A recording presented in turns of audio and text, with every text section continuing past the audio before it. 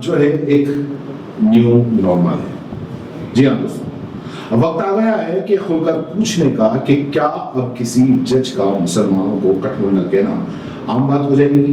क्या कोई संवैधानिक पद पर बैठा व्यक्ति किसी पूरे समाज को गाली दे और उसके खिलाफ कोई कार्रवाई न हो? क्या यही अब नया मुहूर्त है?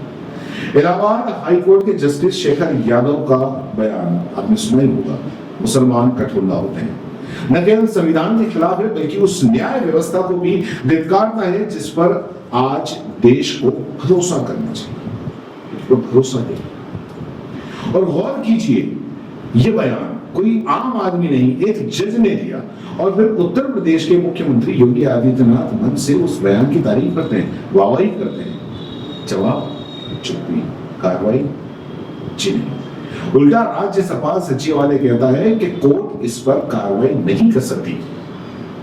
यह अधिकार तो संसद और राष्ट्रपति का है।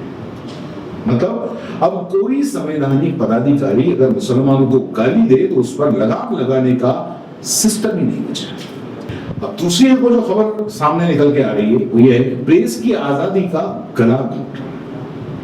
अब बात उस चेहरे की जो सत्ता से सवाल कर बैठा, साक्षी टीवी आंध्र प्रदेश में लाइव डिबेट में एक विश्लेषक ने विवादित टिप्पणी कर दी। जो एंकर कौमी नैनी श्रीनिवास राव है उसने तुरंत रोका, लेकिन नतीजा उनकी गिरफ्तारी और चैनल पर हमला। यानी अब एंकर अगर सवाल पूछेगा तो जेल जाएगा, लेकिन सत्ता का प्रवक्ता अगर गाली देगा तो राष्ट्रभक्त कहलाएगा। जगन मोहन रेड्डी ने सही कहा है, ये लोकतंत्र पर हमला है, ये डर की सरकार है, जवाबदेही की नहीं।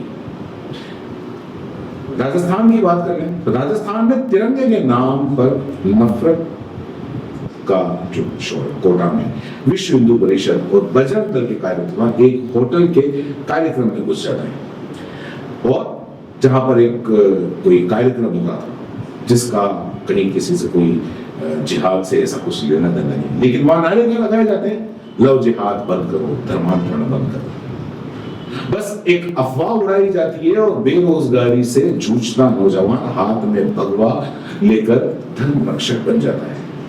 कोई पूछे कि कब तक इन नौटंकी नारों से पेड़ रहे। अब इस मजार पे 16वीं सदी की मजार मिटा दी गई। बहराइच में 16वीं सदी की लक्कड़ शाह बाबा की मजार को बुलडोजर से रौंद दिया गया। दावा किया गया कि यह जमीन विवादित थी, लेकिन उस पर मेला लगता था, सभी धर्मों के लोग वहां आते थे। क्या अब जो धार्मिक धरोहर आपकी सोच से मेल नहीं खाए उसे मिटा देना नया ट्रेंड हो गया है? सवाल पूछा जाना चाहिए। निजामाबाद डिस्ट्रिक्ट इंदलवाई मंडल सनापल्ली आज 7:30 बजे पूरे लोग बजरंग दल के लोग आके पूरा घर पे अटैक करे, सबके साथ पूरी फैमिली को आके पूरा अटैक करके सबके लटा से चाकू से हुए मारे सो है, सबको वालदा को, वालिद को, भाई को, छोटे सबको अचानक आए, सबको मारे सो है।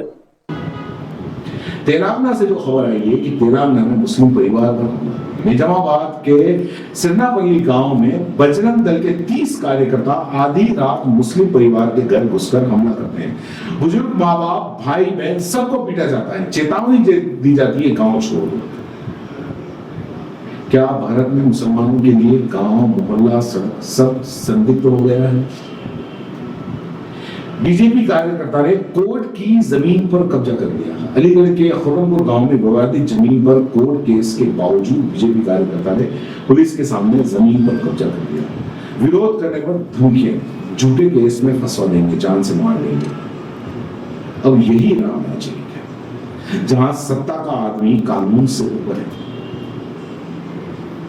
गाजा पर दुनिया बोल रही है, भारत बोल। जब इजराइल पर दुनिया के देश युद्ध अपराधों का आरोप लगा रहे हैं, यूरोप तक आवाज उठा रहा है, भारत में प्रधानमंत्री और विदेश नीति के मुंह पर ताला लगा है। क्या भारत की विदेश नीति इतनी नाचार हो गई है कि वो एक शब्द भी अन्याय के खिलाफ नहीं बोल सकती?